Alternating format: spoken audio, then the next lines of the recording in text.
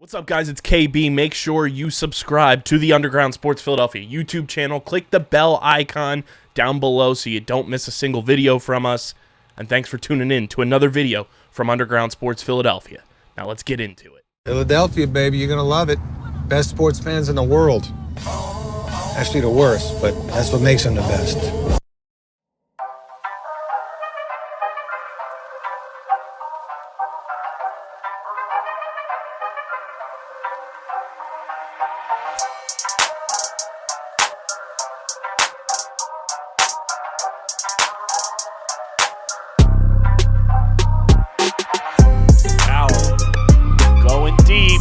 And it's caught in the end zone for a touchdown by Xavier Diaz. A great throw. Diaz wide open.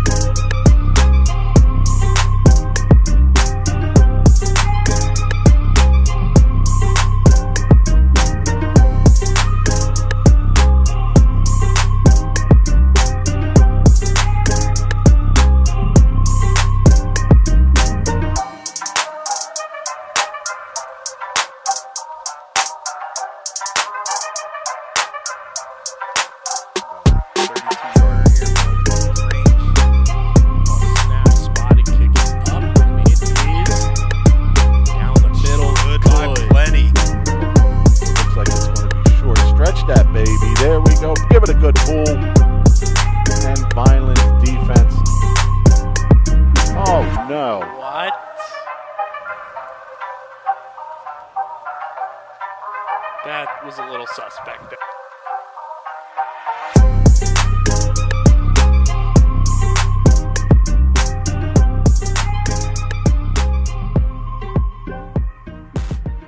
Welcome back, everybody, to another episode of Guzman's Gridiron, presented by Underground Sports Philadelphia and the Red and Gray Gridiron Group here from Vineland High Schools. We are on a short week. I'm back from covering the PLL championship game. Coach, we're back for another week of the show. And unfortunately, not the winning result we were looking for, a 20-3 loss to Eastern. Take me through the game and just what kind of transpired. You guys went up early 3-0, and then Eastern puts up the 20 unanswered. Talk to me about just the sequence of the game and how things unfolded where, it just didn't go our way this week. It was unfortunate, us, being on the losing end of things. But again, you can't keep shooting yourself in the foot and expect a W in the win, in the win column. At the end of the day, the better team won. It was Eastern that day. Again, too many mental mistakes, too many mistakes across the board, all phases of the game. So we're looking to, bounce back from this and recover. And let's see what happens this week and how our kids respond. But we've been really, zeroing in on different things that we really saw on film that really stood out as far as mistakes are concerned. But again, we'll be ready for this week. When it comes to, the first loss of the season, what kind of was the mood in the locker room after the game and then first day of practice back after the loss to kind of learn from this, but also put it behind you so that it doesn't linger and it doesn't fester within the locker room? The feeling overall after the game was one of just dread, right? All the kids were, feeling the loss, the coaches, we practiced hard all week, but again, unfortunately, we shot ourselves in the foot too many times and came up on the losing end of things. So, at the start of practice this week, the mindset is, we're gonna win these ball games flat out, win the rest of the way out. So let's just let's hope that mindset stays through and throughout the season. And when you have a loss like this, where it is kind of a shock, where you guys fully expected to go in and have your best game and continue to do that week over week. Right. What has this senior leadership group looked like after a loss, from the guys that have been there, that have suffered losses bigger than this, to kind of keep everybody level-headed and say, hey, it's one loss, let's bounce back from it and learn from it and use it as motivation for this week upcoming? My upperclassmen, they responded accordingly, um, being positive and things of that nature, and really not settling. They made sure that they expressed their feelings and of not settling for just, crumbs on the table, if you will. So, again, we have good leadership, really good leadership at the top, as far as the senior class, the juniors. So, we're fortunate to have that. Positive takeaway, you guys do get that first field goal of the season. Right. You talked about it a couple weeks ago where you guys were not going to go away from it. No. How nice is it as a staff and for that special teams group to know, like, hey, we finally got one on the board? Yeah, I'm very proud of Johnny. Great kid. I'm proud of Joey too, Brett. I mean, we have Muchie, of course. We have a great kicking special teams unit there, from punters to kickers. But Johnny, he finally, got that one through, and it was really nice to see. He now his confidence is starting to build, and he's starting to understand that, maybe the first, few games he didn't get one through, but ultimately he kept at it, and he finally got one through, which is really nice. When you do suffer a loss like this, and it is a short week, what is kind of the attention to detail that you guys as a coaching staff are taking away from this game and on the quick turnaround trying to implement to fix those mistakes on a shorter calendar than you typically have had, to kind of bounce back, and it being the first loss of the year? What does a short week do to kind of either benefit or kind of a challenge for you guys as a staff to learn from this loss and implement the corrections that need to be made from that loss on Friday? The short week does offer some adversity, right? We've already been there, playing on a Thursday game, so we've been there, done that. But again, it still offers its nuances, and we really, really key in on efficiency, time management, and our approach to that week is solid. As solid as the staff can get together and bring the finished product to the table come this week. How weird has it been to kind of have back-to-back short weeks? You go from Saturday to Friday, now Friday to Thursday. It's like everything gets moved up just a day or more. What is that kind of, challenge presented to you guys as a staff where it does feel like, I don't have enough time almost on my hands to do everything I feel is necessary, but also fitting in everything that you do need to implement for the next opponent? It's tough. Again, it comes down to time management and really scrutinizing, what plays or what packages are we going to really implement for this particular team we're facing this week. So, from film work to, implementing, installing, reviewing. I mean, it's all condensed, but condensed in a way where its focal point is based upon, those two attributes, that time management and efficiency on the field. What have you seen from the young guys on this roster? We've talked about how there's a number of freshmen, a few underclassmen on this varsity roster. What have you seen from them learning to bounce back from a loss for the first time in their varsity careers? Our freshmen took the loss as good as you could take a loss. They're really observant of the upperclassmen and how they act and how they react to in this case to a loss. So it's been pretty even keel mentally with them, which is nice. They haven't fallen down the slide, so to speak. So we're happy that that's the case with our freshmen and our younger guys. And in a situation like this where it is a loss, but you guys are still 2-1. Right. What are some of the positives that you guys as a staff kind of take away from this first, triple threat of the season, if you will, this first chunk of games where you guys go 2-1 in this first 3-game pocket? What we take from it is, A, we know we can win. B, we know that we can take a loss in stride. But the C component is what we're looking at. How are we going to bounce back from this loss? So this week is going to really tell the tale. Where's your medal? Where is your medal? And that's what I keep preaching to our kids. What happened in the past happened in the past. We can't go back in time. But where's your medal at? Because come this week, you guys better bring it. From a game like this, there is a lot to learn, and for you guys as a staff, what have you learned from just the way that this team has responded throughout the week, and knowing that you can kind of trust them to bounce back from a loss?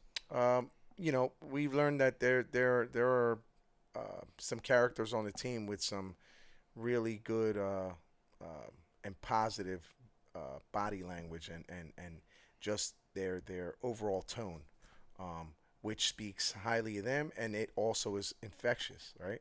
So it just carries on throughout the team. So again, kudos to our upperclassmen for really honing in on that fact, because whatever the underclassmen see is what they what they do. So. And, I wasn't able to be at the game, but, in a game like this, who are some players that stood out to you, even in a result that wasn't the ideal outcome, but what are some things that stood out to you, some players that made some plays during the game and really kept you guys, level-headed throughout a less than ideal situation? Even though we left a lot of plays out there, but, the Mason Afanadors, the Mark Mutchersons, Noah Cruz, I'll tell you what, Gage Gallo, he's playing. He's listen. The kid was a quarterback at first, right? But now he delved into that Willie linebacker position, and he likes it. And he's doing. I'm so proud of that kid. He's a program kid. Love that kid. Loved his brother too, Gavin. He's doing well in college.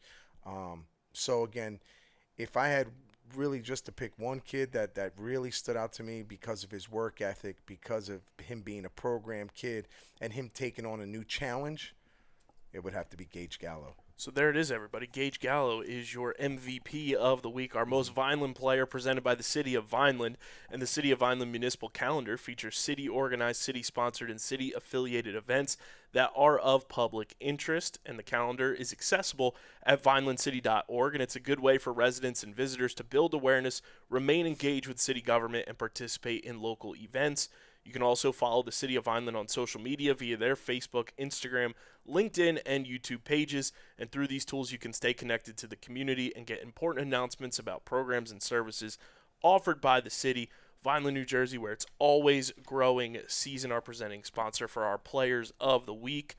And talk to me more about just how Gage has embraced this role. We saw the hits that he was laying a couple weeks ago down in Brigantine against ACIT, and just seeing a player not only embrace a new role but a different side of the ball is unique, and it kind of reminds me of Ryan Shelton a little bit. Yeah, he was special in his own right. I mean, Ryan was a dynamic, special player. But what I could say about Gage is he gives you your heart and soul. He gives you a measure of stability on that edge. He knows the game. He's a player. He studies his plays. He does all the little things that have gotten him to this point. There's no secret in how I run my guys. If you earn it, you got it. Whether you're a freshman, sophomore, junior, senior, it doesn't matter. The best play. And so again, that position was not given to him. It was earned. He wasn't there at the beginning of the season, right? So he earned that spot, and it's his to lose. He's doing a great job. And when you see a player not only, just like say, hey, I'm going to embrace this new challenge, how much as a coaching staff do you guys kind of put a little more emphasis on him as a leader, where he is embracing that challenge? It's like, hey, you want to take your game to the next, look at what Gage is doing. Yeah. And again, speaking on Gage, he's one of those quiet leaders. He just, through action is how he goes ahead and leads. But I'll tell you what, if you have a team of Gage Gallos, you're going to be successful. He's just a hardworking kid, always in the books as far as studying and studying film. And then when he comes to practice, it's just laser focused with that kid. So like I said before, if you had a team comprised of all Gage Gallos, that team's going to be successful. Coming into a short week, injuries, are obviously a thing. How do we fare, coming out of this game against Eastern? And obviously a couple guys were still on the injured list after last week's game, but how's the injury status looking across the board for everybody? Across the board, we're looking good. I mean, I know you guys saw me pull Elijah out early. he's our first of all, he's our starting quarterback. He is a young starting quarterback. Him being a true freshman, I'm not going to hurt that young man's confidence at all. Okay, he threw a couple picks early. He took a few shots, a few real nice shots. So at the end of the day, I made the call, got with my quarterback coach and Coach Fitton, and he made the change. We made the change to Mr. Witt, and Witt went in there and he stood strong and he showed that he can play at the varsity level. So it's a good thing to have Antoine and Elijah really, going and pushing themselves to other levels because, again, the quarterback room now with Gage playing some defense, it's kind of gotten a little less competitive, if you will, because you don't have that third component. Even though we do utilize Gage in scout team, he's really embraced that defensive position, and kudos to him. He deserves it. Talk to me about Coach Fitton because I feel like he is somebody who is a lot more present on the sideline this year at that quarterback coaching position. How valuable has he been to this staff to start the year? Coach Fitton's a great coach. His values unmeasured. This is a guy that X's and O's is no problem with him. He brings a lot of expertise as far as helping with not just the quarterbacks, but also helping with the play calling, with plays. The whole X's and O's. He really delves into that and helps out Coach Hendricks. And so, he's invaluable to our coaching staff. And when you see, Antoine Witt come into the game and everything, how, like you mentioned, it's a valuable thing to have two quarterbacks that can play at the varsity level. What are some things that you saw from Antoine in that game that showcased his talents and make you guys as a staff feel comfortable knowing, like, hey, if we need to, we can turn this offense over to him at the flip of a switch? Antoine offers, a different dynamic than Elijah. He is a little taller. He also is a little more dynamic with his arm. Has a little more pep in his arm than Elijah, but that is all relative, right, to age and things of that nature. But also, he brings with him a little different flair than Elijah, where he can go ahead and he might see something that Elijah doesn't see, and maybe a little place to escape, and he'll go ahead and escape that way. Or he'll throw the ball away in needed situations. He won't just eat the sack. So he has his own little bag of tricks that he brings to the table. Preparing, on that short week again, Thursday night, like you mentioned, it's something that you guys have done already. How much, value is that for you guys as a team to prepare for a Thursday night game? And obviously it's a little different because the first Thursday night game was kind of coming off of summer vacation. Right. School still hadn't started yet. But what value does it bring to kind of this early season have the preparation on short weeks, week over week almost? Well, the good thing is we've been there, done that. If it ain't broken, don't fix it. If it ain't broken, don't fix it. So the way we prepared for that first Thursday game, we utilized the same tactics. So it wasn't new to us.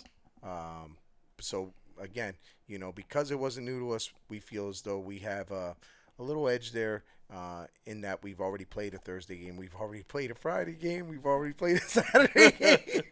So we've gone through all these different, all these different little nuances, and we've adjusted pretty well, in my opinion.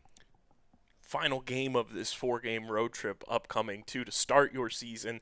Obviously, job's not finished. You still have one more game on the schedule, but is it kind of seeing like that light at the end of the tunnel, and that light is Gatone Stadium? Like, hey, we have one more job to finish, and then we get to go play in front of our hometown fans for the first time in 2024. Yeah, the kids are absolutely juiced. They're excited. The staff is juiced. We're excited, to bring that product back home and have that displayed for the parents and the relatives and friends of our kids. Is just it makes you take a seat back and kind of really start to think like, it's Gatone, baby. it's Vineland. We're home. So we're looking forward to being and playing home. And I mean, our fans, our cheerleaders, our band have traveled Great. so well to They're start great. the year too. It's almost felt like we've been at home Yeah. during parts of these games. The feeling of knowing that it's going to be a packed house because it is the first one. Right. But it's also so weird that it's this late in the season Season, already, and it's right. still September, but 4 games in, Right. you still haven't played at home. I feel like everyone, coaching staff, players, trainers, everybody has to be just like so juiced up for this game, Right. knowing what's ahead. And it's not even that you're looking ahead. It's just knowing like, hey, we have the ability to come home 3-1 to start the year and then get to play in front of our home crowd for the first time and have that energy, injected into this team. Right. I feel like that's a feeling that not many teams can replicate. First of all, I'd like to say thanks to all the parents, relatives, friends that have come out to support us on our road trips. I mean, we traveled well. We've been traveling well, Kyle. So it's been nice, and a big thank you to all of you. That just shows that you guys are buying into your kids. You're buying in such a way that it's going to pay off. I'm telling you, that's family. That's family. That's how you rally behind family and really push them to do good. So. Once we get back home, it's just I know it's going to be lights, camera, action, and in a big way, because if you figure we travel well, I can only imagine Gatone, once we go ahead and get under those lights, it's going to be a packed house.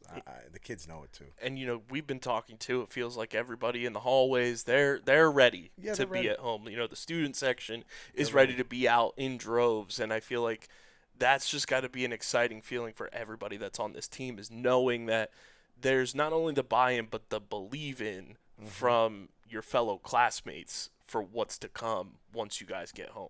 Absolutely, and I can't say enough about our student body here at Vineland High School. They're great kids. We have great kids here, and they're biting at the bit to be at Gatone as well in that student section, and getting rowdy and all. It's going to be a great atmosphere, so I'm looking forward to that. A familiar opponent back-to-back weeks. Right. You guys played Pennsauken last year, and it was a gritty defensive game all the way until the end, until Colin Greif kicked the game-winning field goal, and it was a 3-0 win.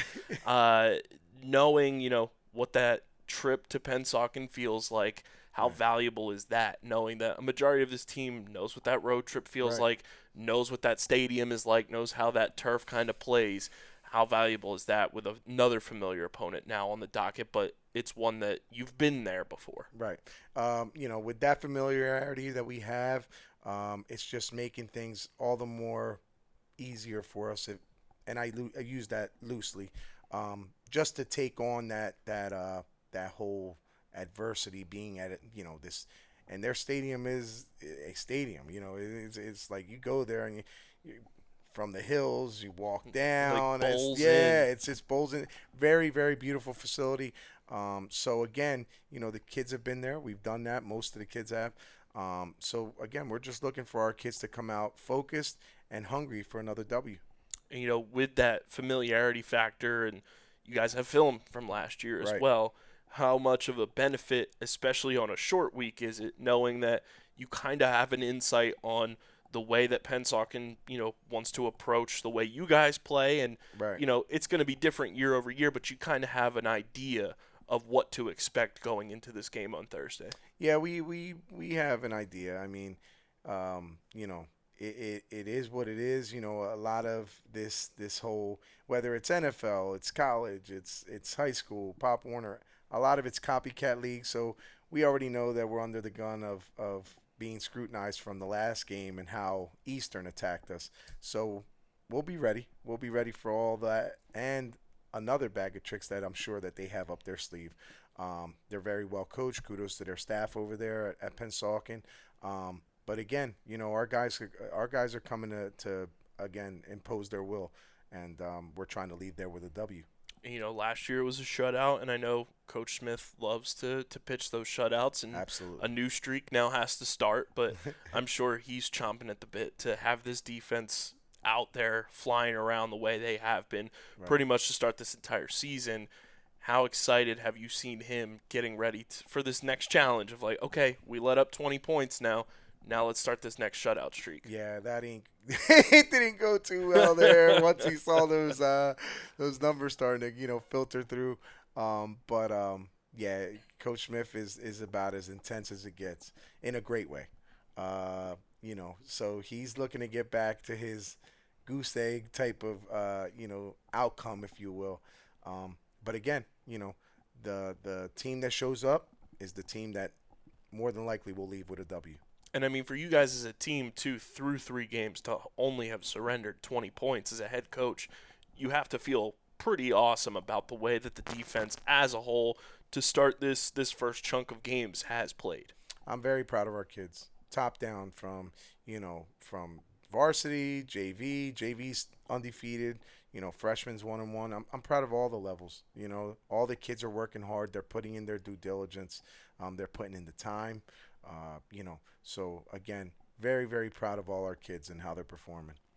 We're going to take a quick break for a word from our sponsors, but when we come back, we'll preview more of Pennsauken, get into the X's and O's of the game and how Vineland can come away victorious, and then we'll also check in on our alumni as well. Don't go anywhere. You're listening and watching to Guzman's Gridiron right here on Underground Sports Philadelphia.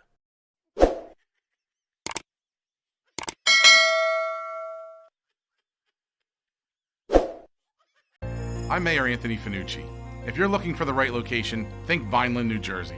Our pro-business approach is supported by financial incentives, workforce development programs, and other resources which can give your business a competitive edge. Whether you're starting a new business or expanding to new markets, our business environment, infrastructure, accessibility, and quality of life make Vineland an ideal location. More information about how we can help your business grow can be found at vinelandcity.org. Vineland, New Jersey, where it's always growing season. Hey, everybody, quick ad break, and I want to talk to you about our amazing sponsor, Allen Associates, returning for a second season here on Guzman's Gridiron. We are extremely thankful to have them on board with us for the 2024 Vineland football season. And if you are looking for a reliable and experienced insurance agency that caters to all your needs, look no further than Allen Associates Insurance Services. With over 6 decades of experience under their belt, they specialize in health insurance, financial services, and accounting. Whether you're a part of the public or private sector, they've got you covered. Their family-owned business currently helps upwards of 300 groups throughout New Jersey, providing them with the best insurance options available. You can easily learn more and access their services by visiting their newly renovated website, Allen Assoc, that's ALLENASSOC.com. So join the family and let them help you secure your future. Contact them today online or by calling 856-692-2250. That's 856-692-2250. Big thank you to Allen Associates for being a proud partner of Guzman's Gridiron.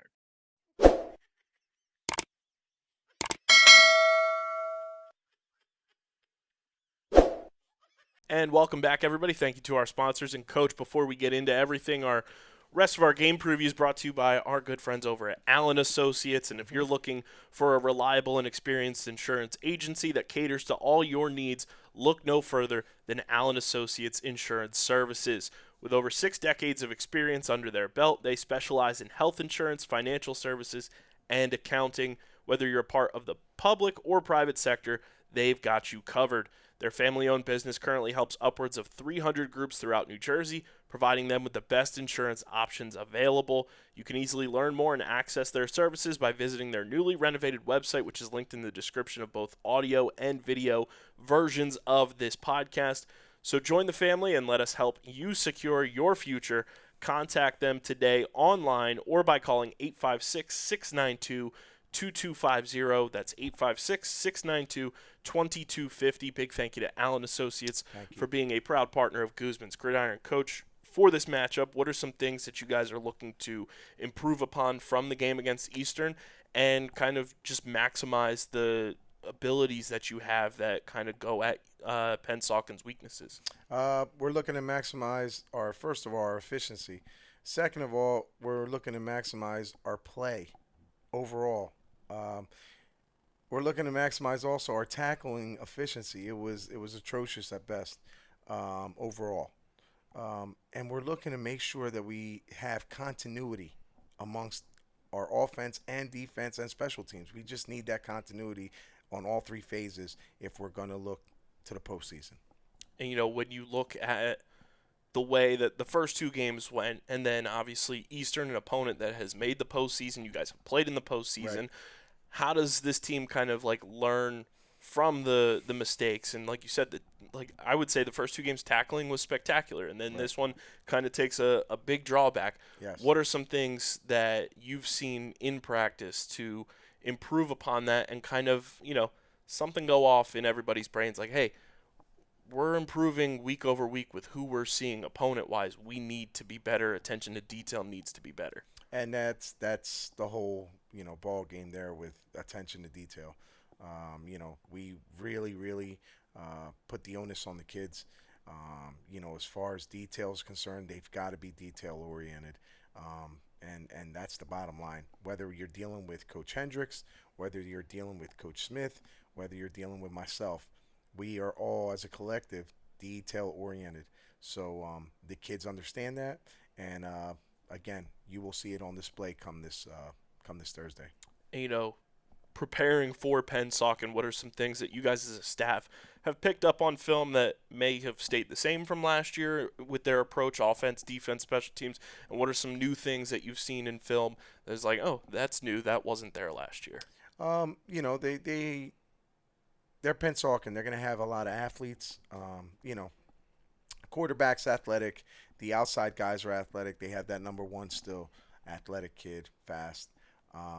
So again, we know what Pennsauken has, but again, we have our own set of athletes over here as well. So, as far as us and the way we're going to attack them, I know that Coach Smith has a beautiful array of things that he's going to display come tomorrow. That I won't let out the bag, but again, we've got to make sure that we stop their playmakers. That number one is he's tough. He's tough. So number 20, their tailback, tough runner. Number 8, their quarterback, athletic, has an arm. We can't let him really escape that pocket. He has some wheels on him. So again, we have our work cut out for us, but they sure will have their work cut out for themselves too. And when it comes to a game like this where you see last year, obviously you don't want to dwell too much on the outcome of last year and how last year's game unfolded, but how pivotal is special teams going to be in this game where, both sides of the ball have athletes. Right. They're going to use those athletes in all three phases. Right. Knowing what this special teams unit in particular for Vineland is capable of, how much are you guys kind of, giving a nudge to Xavion and Saquon and guys like that are on that special teams unit, Ron Temple, to say, hey, this is a game where we're going to need you to shine. Oh, yeah. And they know it. All them guys that you mentioned, they know it. Cream rises to the top. So at the end of the day, I always say it, where's your medal? Are you going to be that cream that rises to the top, or are you just going to be complacent, sit back, and just watch the game? We don't want people that watch the game. We want people that are interactive and making sure that their teammates are on point, making sure they're on point, and making sure as a collective we leave with that W.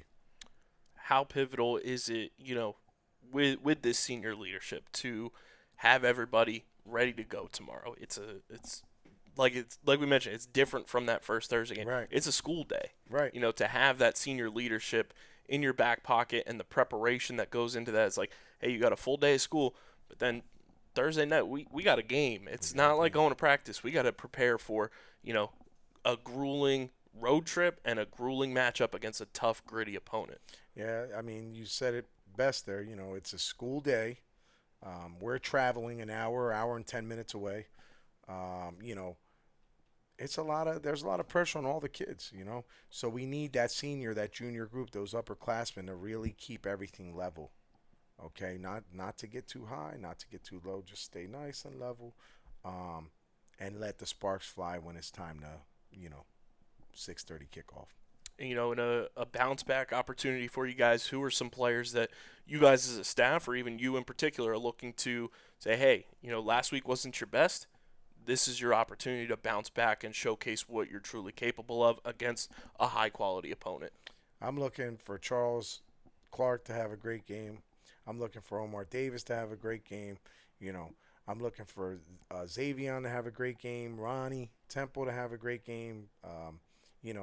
All our playmakers, Saquon, Mason. I'm looking for them to have a great game. They have yet to really shine and put on a show. And I know they all can. But we'll see what happens come tomorrow. And, who's a player or two that you're also looking to break through that necessarily hasn't across the board just yet, but that it's like ready to break through. Right. You're waiting to see that breakout game from them. You talk about the guys who they've put it together here and there, like the guys you mentioned. Right. But who's somebody that it hasn't gotten there yet, but it's coming? One of the guys is definitely George Figueroa. He'll be back this week, and I'm really, really anticipating seeing him run the rock. Great kid, true freshman. And another kid that I'm looking to see really come out their shell a little bit and get that name out there a little more. I want Donnie. I want Donnie to have a phenomenal game up front.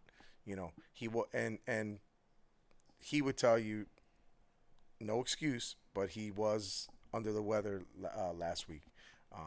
That's why he was, you could tell it wasn't Donnie. You know what I mean? So he feels a lot better this week. He's gone through his little cold or whatever he had. So I'm looking for Donnie to really, really show up big on that defensive front.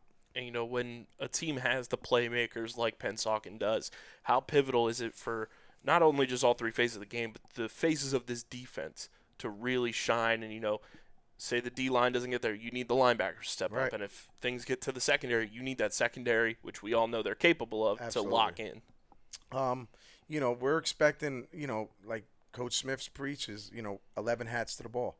We're expecting, defensively for us to be flying around making plays on the ball carrier.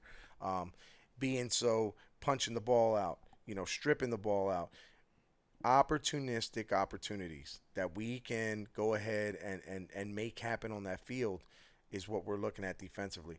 And on the flip side to that, offensively, we're looking to, again, stay with the program, stay with what Coach Hendricks is writing out for us as far as, the layout of our offensive scheme, and make sure we're mistake-free. We have not put together that mistake-free game yet, which is, we're 2-1, and yet we still haven't had a mistake-free game, which is crazy, right? But once we get to that point where we're mistake-free, watch out. Another thing I wanted to see, a lot of new members on this coaching staff too. How have they kind of approached their first loss on the staff and kind of bouncing back for the first time as a coach? They've gone through it as players, but it's a different kind of hat that you wear as a coach.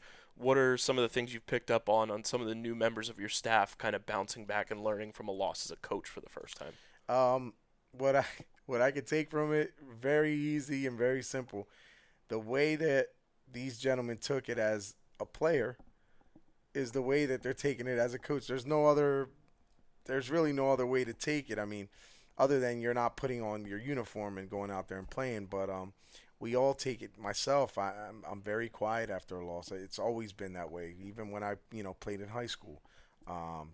Just very quiet. I want my peace to myself.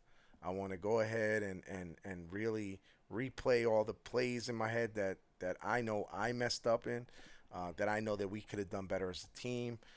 It's just it's an emotional roller coaster ride, if you will. After a game, it's like, and I see it on all their faces, all my coaches' faces, all the kids' faces. They're going through that roller coaster ride in their head. And what could I have done better? What could we have done better? What plays or what defensive fronts could we have called better? Because at the end of the day, I wear that loss on my chin, not my guys. I take it all. when you look at this game coming up against Pennsauken, what are, your keys to success in this matchup that you guys are really, honing in on, and it's like, this is what we need to do in order for us to have that 3 in the win column rather than a 2 in the loss column? We've got to make this team one-dimensional. We've got to also go ahead and, play, again, I say, a mistake-free football game. We've got to stick to the game plan, and we got to execute on all phases, all 3 phases. We've got to execute. And, if we do those things, at the end of the day, in the win column, we should be there in the win column. We should be.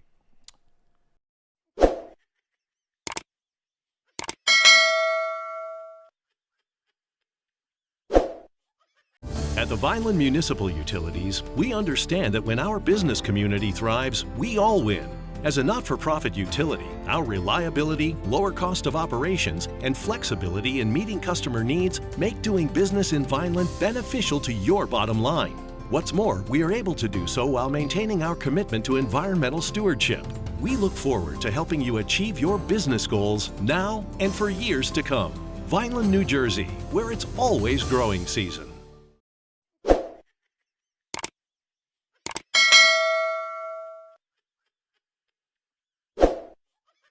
We'll move to talking about our alumni before we wrap up, and some unfortunate news for Vineland's own. Isiah Pacheco with a fractured fibula. He'll be out 6 to 8 weeks, not season-ending, which is a positive note there. Right. I did see on his Instagram story yesterday he was rolling around on his scooter already. Right. But seems like he's in high spirits, and that's typical Isiah Pacheco for you. But unfortunate injury, got kind of like folded up between 2 players. But number 1, great to see that he's in good spirits. Number 2, it's not season ending, so he will be back. 3, have you gotten a chance to talk to him? So it's funny. I was talking to Coach Russo today at work, and I told him, man, yesterday it was 9:30 at night. I was over there. I was doing something with a buddy of mine, and all of a sudden, I went to my phone. I had it on silent. Who is it? Missed call, Isiah Pacheco. I'm like, Then I tried to call him back. It was probably a half hour or so within that duration of time. Tried to call him back, but I knew it's if you don't pick up, he's getting calls left, right, and he has to meet with this person, that person. So I know he's a busy man, and but I left him a message, and he more than likely tonight he'll give me another call. But I can tell you this much: that kid is as tough as nails, and don't be surprised if he comes back earlier than expected. Mm-hmm. I wouldn't be surprised one bit because he's done it here. He's done it at the college level. I mean, it's only right to say that he would do it at the NFL level, too. My dad saw the clip of him, like, walking off the field. And for anybody at home, my dad is a physical therapist and said, he's a tough one because walking off on an injury like that is crazy. Yes. No crutches, nobody holding him. He walked off on his own. And, that's a testament to his toughness. That kid is as tough as it comes. I don't know what to say. If you can't see it, too bad. But I'm telling you right now that don't be surprised if he comes back a little earlier than expected. And it is crazy seeing, you never want to see anybody get injured, but seeing Isiah Pacheco is like a headline injury is one of those moments where it's like, damn, like that's the homie, and like he's making like global news right now. Yeah, it hurt me deep to my core. It hurt Coach Russo, all the guys that are involved or have been involved with Pop in any coaching atmosphere. I know it hurt them to their core. Not to mention his family, right? His relatives, friends. He has a big following, man, and because he is the person he is, and he has that huge heart. People have been sending their regards to him. I mean, he's flooded with mail. I can only imagine his room. It's like a cartoon. Opens the door and just all this mail comes in. Balloons, get well soon. But he deserves all that, man. He's an A type guy, class A all day. And I mean, it's unfortunate he's going to be out 6 to 8 weeks, but what a perfect time for him to come back. You know, when he is healthy, it's like, hey, it's time for the stretch run, and they'll be ready to rock and roll. Absolutely. It's been a weird start to the NFL season, too. A lot of weird injuries, and it's almost like the league has turned into a running league again. Passing is down. Passing touchdowns are down. It's a weird flip of the script where, you know, defenses are kind of catching on like, hey, we've let quarterbacks do their thing for the past decade now. Right. Let's hone in on that and scheme defensively to say, hey, you're not going to pass the ball on us. Right, you're gonna and have it's to run. kind of adding value back to the running back position, which 2 years ago, all the running backs were like unionizing almost and say, hey, let's value us again. And it feels like that's kind of the way this season has started. I love it. I mean, I listen, don't get me wrong. I love the air show too, but I love a mix, a good mix, you know, and for a little while there in the NFL was like, you know, bombs away. You know what I mean? Every team was trying to be the greatest show on turf, like the Rams from back in the day, you know? And to me, again, it kind of like it gets dummied down a little bit, you know? I like to see that nice flow, that nice mix of running back plays as well as, you know, your outside perimeter guys. I do want to pull this up for you because I got this alert today, and I feel like this is a step forward for just the sport as a whole. Right. In the state of Pennsylvania now, high school girls flag football is a state-sanctioned sport. Wow. Your thoughts? Go girls. Go get it. Go get it. Go do it. You know, they can play the game. We had a young lady play here, Carly Kling, right? Great kid, made history here for us at our school. Was a great kicker. So yeah, why not? You know, it's just giving light to that sport, and now the ladies are getting involved, which is there's no problem, man. None. That's great for the game of football. I love it. And I know I've talked to Schiff last spring. He said that's something on his docket for, you know, a couple years down the line when it's possible. Yes. He wants to get flag football implemented here as a varsity sport. And I mean, with the Olympics rolling around, flag football's going to be in the Olympics. It's not like it's, you know, this foreign concept. It's going to be an Olympic sport. It's unreal, the Olympics. They come from that being in there, breakdancing. I mean, yeah. The Olympics has their own little niche now that they're trying to figure all these things out. Like, oh, maybe that can work. Put it in there. But they know what they're doing because the ratings were through the roof from what I heard, you know, this past, you know, and maybe it wasn't through the roof in some aspects with that breakdancer from Australia. But which now she's the world number one. She is the world number one ranking across like whatever their official rankings are and everything, which is wild. Listen to me. And I have I'm not going to speak bad on this woman. What I'm going to speak on is very simple. There's a judging process. Yes? Yep. How did this woman, I don't care, woman or whatever, how?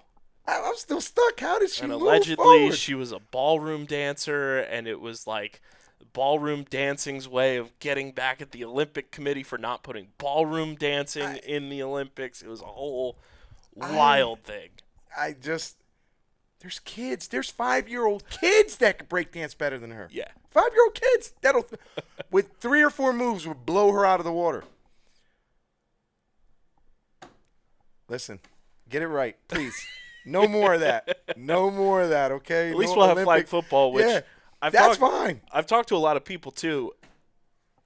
Flag football feels tailor-made for Isiah Pacheco to thrive on the Olympic level. Let me tell you something.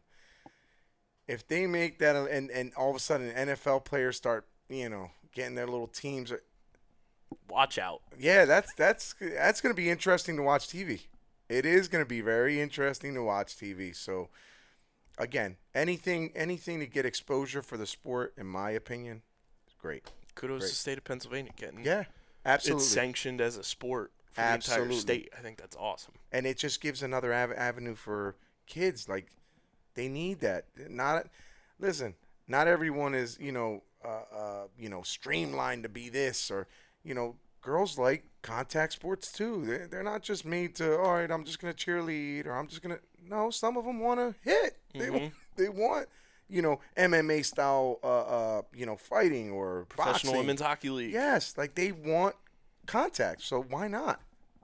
If they're built for it and they like it, let them And if do it's it. something that's going to be in the Olympics, you can only imagine how quickly it's going to translate into being a Division I, Division III collegiate sport Yeah, in absolutely. a matter of seconds. Yeah, it'll transition very easily because that's a world stage, right? The Olympics. So once that's out there and on the world stage, why not it trickle down into these collegiate level arenas? Of course, I would see that happening. And it almost makes flag football, that's a spring alternative Yeah. to football as well, Yeah. whether it's boys or girls. You have it all year round. It's a way to just keep everybody active, which I Yeah. think at the end of the day is the ultimate result. Absolutely, and again, choices, right?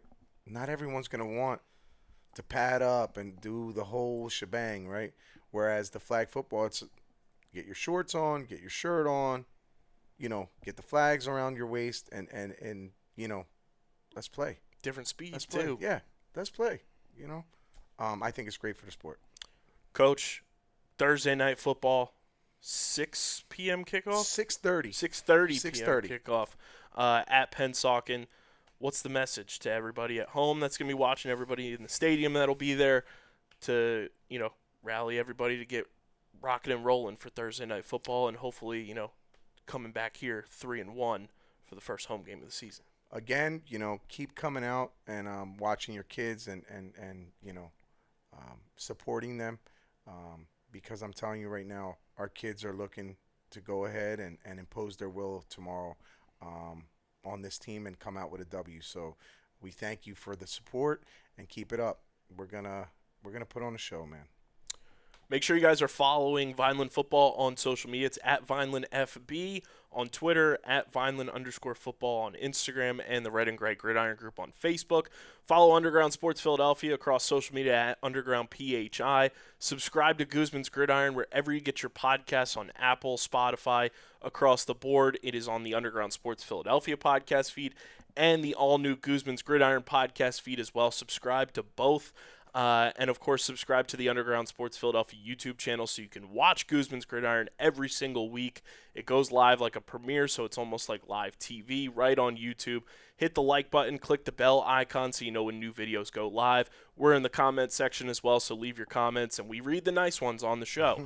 And, of course, best of luck, Coach, on Thursday. Myself and Rich Scarpa will be in the booth on the Vineland Public Schools YouTube channel, so tune in 6:30 p.m., kickoff at Pennsauken, and we'll be back here next week, hopefully talking about a 3-1 start, getting ready for home cooking at Gatone Stadium. Okay. This has been another episode of Guzman's Gridiron, presented by the Red and Gray Gridiron Group and Underground Sports Philadelphia. And as always, go Vineland.